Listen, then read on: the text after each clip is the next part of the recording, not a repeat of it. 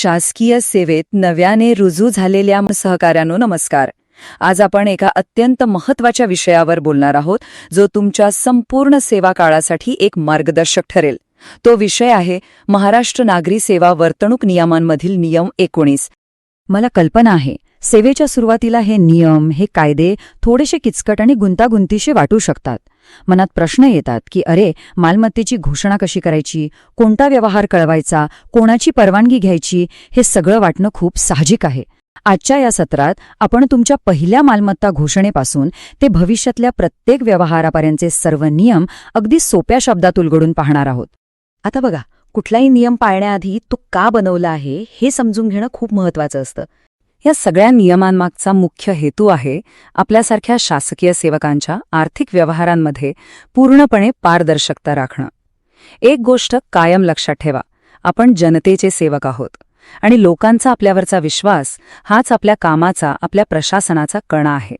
हा विश्वास टिकवण्यासाठीच हे नियम आहेत. तुम्ही सेवेत दाखल झाल्यावर तुमचं पहिलं आणि सर्वात महत्त्वाचं काम कोणतं असेल तर ते म्हणजे तुमच्या मालमत्तेचं आणि तुमच्यावर असलेल्या जबाबदाऱ्यांचं म्हणजेच दायित्वांचं विवरण सादर करणं. नियम 19(1) असं सांगतो की हे मालमत्ता विवरण 4 मुख्य खांबांवर उभं आहे. हे 4 खांब म्हणजे तुमच्या आर्थिक स्थितीचा एक स्वच्छ आरसा आहेत, जो तुम्हाला सेवेच्या सुरुवातीलाच प्रशासनासमोर ठेवायचा आहे. हे 4 खांब नक्की कोणते आहेत ते जरा जवळून पाहूया. तर आपल्या घोषणेचा पहिला खांब आहे स्थावर मालमत्ता. म्हणजे काय, तर जमीन, घर, फ्लॅट वगैरे. दुसरा खांब आहे तुमच्या आर्थिक मालमत्ता, जसं की बँकेतले पैसे, शेअर्स किंवा तुमच्याकडे असलेली रोख रक्कम. तिसरा खांब म्हणजे इतर जंगम मालमत्ता, समजा काही मौल्यवान वस्तू असतील, दागिने असतील तर ते. आणि चौथा, तितकाच महत्त्वाचा खांब म्हणजे तुमच्यावर असलेली कर्ज आणि इतर देणी. या 4ही गोष्टींची स्पष्ट माहिती देणं बंधनकारक आहे. आता आपण एक अशा भागाकडे वळूया जिथे अनेकदा लोकांचा थोडा गोंधळ उडतो. तो म्हणजे मालमत्तेचे वेगवेगळे प्रकार आणि त्यांचं मूल्यांकन कसं करायचं. कारण प्रत्येक वस्तू आपल्याला कळवायची नसते, त्यासाठी एक मर्यादा ठरवून दिली आहे. ती मर्यादा समजून घेणं खूप गरजेचं आहे. जंगम मालमत्ता म्हटल्यावर नक्की काय काय येतं, तर बघा, यात दागिने आले, तुमच्या इन्शुरन्स पॉलिसीज, शेअर्स, गाड्या आणि घरातल्या टीव्ही, फ्रीजसारख्या महागड्या इलेक्ट्रॉनिक वस्तू येतात. आता यातल्या कोणत्या वस्तूंची नोंद करायची आणि कोणत्या व्यवहारांची माहिती द्यायची ते आपण पुढे पाहणारच आहोत. 2 महिन्यांचे मूळ वेतन हा एक अतिशय महत्त्वाचा आकडा आहे. जंगम मालमत्तेचा कोणताही व्यवहार, मग तो खरेदीचा असो किंवा विक्रीचा, जर त्याची किंमत तुमच्या 2 महिन्यांच्या मूळ वेतनापेक्षा जास्त असेल तर तो शासनाला कळवणं बंधनकारक आहे. हा एकच नियम पुढच्या अनेक गोष्टी ठरवतो. हे चित्र बघा, म्हणजे नियम अगदी सोपा होऊन जाईल. ही जी सुवर्ण रेषा आहे ना, ती आहे तुमच्या 2 महिन्यांच्या मूळ वेतनाची मर्यादा. या रेषेच्या वर जाणाऱ्या म्हणजे जास्त किमतीच्या वस्तूंची नोंद करणं आवश्यक आहे. पण या रेषेखालच्या वस्तू म्हणजे ज्यांची किंमत कमी आहे, जसं की आपले रोजचे कपडे, घरातली भांडी किंवा पुस्तकं, यांची माहिती देण्याची काहीही गरज नाही. कोणताही मालमत्ता व्यवहार करताना सरकारला फक्त सूचना देणं कधी पुरेसं आहे आणि त्यांची पूर्व परवानगी घेणं कधी बंधनकारक आहे. हा फरक समजून घेणं खूप महत्त्वाचं आहे. हा तक्ता पाहिला की सगळं स्पष्ट होईल. बघा, स्थावर मालमत्ता म्हणजे जमीन किंवा घराच्या कोणत्याही व्यवहारासाठी सरकारला पूर्व सूचना देणं अनिवार्य आहे.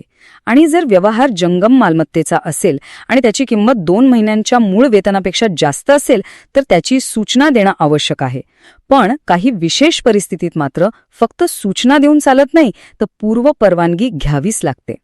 मग ही विशेष परिस्थिती म्हणजे नक्की काय?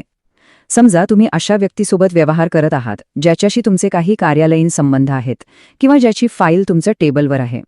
अशा वेळी हितसंबंधांचा संघर्ष टाळण्यासाठी पूर्व परवानगी घेणं बंधनकारक आहे. त्याचबरोबर जर ती व्यक्ती एखादी सामान्य व्यक्ती असेल, म्हणजे कोणी मोठा प्रतिष्ठित व्यापारी नसेल, तरीही परवानगी घेणं आवश्यक ठरतं. पण प्रत्येक नियमाला काही अपवादही असतात ना. आता आपण या नियमांमधले काही बारकावे पाहूया, ज्यात कुटुंबातील सदस्यांसाठी असलेली सूट आणि शासनाकडे असलेले विशेष अधिकार या दोन्ही गोष्टींचा समावेश आहे. हा एक महत्त्वाचा अपवाद आहे, ज्याला आपण एक्सेप्शन फिल्टर असंही म्हणू शकतो. जर तुमच्या कुटुंबातील सदस्याने म्हणजे पत्नी, मुलं यांनी त्यांच्या स्वतःच्या स्वतंत्र उत्पन्नातून एखादा व्यवहार केला तर तो व्यवहार तुमचा मानला जात नाही. पण अट एकच आहे, ते उत्पन्न पूर्णपणे त्यांचंच असायला हवं, जसं की त्यांना वारसा हक्काने मिळालेली संपत्ती किंवा त्यांचा स्वतःचा व्यवसाय. बरं, हे सगळं विवरण किंवा सूचना द्यायची कुणाला, हाही एक प्रश्न असतोच. तर हे तुमच्या सेवा गटानुसार ठरतं. गट अ चे अधिकारी थेट शासनाला अहवाल देतात. गट ब चे अधिकारी त्यांच्या विभाग प्रमुखांना देतात. आणि गट क व ड चे कर्मचारी त्यांच्या कार्यालय प्रमुखांना अहवाल सादर करतात. ही रचना एकदम स्पष्ट आहे की शासनाकडे काही विशेष अधिकार आहेत. उपनियम 4 नुसार शासन कोणत्याही क्षणी कोणत्याही कर्मचाऱ्याकडून त्याचे किंवा त्याच्या कुटुंबाच्या मालमत्तेचं संपूर्ण विवरणपत्र मागवू शकतं. त्याचबरोबर उपनियम 5 नुसार शासनाला वाटल्यास ते गट क आणि ड च्या कर्मचाऱ्यांना या नियमांमधून सूटही देऊ शकतात. जेव्हाही मालमत्ता व्यवहाराचा प्रश्न समोर येईल तेव्हा फक्त यातील प्रश्न स्वतःला विचारा. मालमत्तेचा प्रकार कोणता, किंमत किती, व्यवहार कोणासोबत आहे. तुम्हाला तुमचं उत्तर आपोआप मिळेल की फक्त सूचना द्यायची की पूर्वपरवानगी घ्यायची. पारदर्शकता हा केवळ पाळायचा नियम नाही, तर ते तुमच्या सचोटीचं आणि तुमच्या चारित्र्याचं प्रतीक आहे.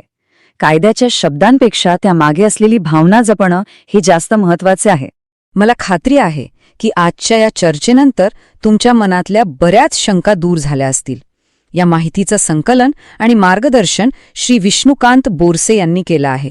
जर आपल्याला याबद्दल अधिक सविस्तर माहिती हवी असेल तर आपण ePrashikshण.com या यूट्यूब चॅनलला नक्की भेट द्या. तुमच्या उज्ज्वल आणि यशस्वी सेवा कार्यासाठी माझ्या खूप खूप शुभेच्छा. ePrashikshण.com नावाचं एक खास यूट्यूब चॅनल आहे जे शासकीय कर्मचाऱ्यांच्या गरजा लक्षात घेऊनच तयार केलंय. हे चॅनल खरं तर एका मार्गदर्शकाची भूमिकाच बजावतं. या चॅनलचा हा जो प्रशिक्षण आपल्या दारी उपक्रम आहे ना, तो म्हणजे कर्मचाऱ्यांच्या समस्या आणि त्यावरील उपाय यांना जोडणारा एक अतिशय महत्त्वाचा पूल आहे. ही क्लिप श्री विष्णुकांत बोरसे, विभागीय चौकशी अभ्यासक, पुणे यांनी तयार केली आहे. ही माहिती तुम्हाला उपयुक्त वाटल्यास कृपया लाईक करा, शेअर करा आणि चॅनलला सबस्क्राईब करा. व्हिडिओ पाहिल्याबद्दल धन्यवाद.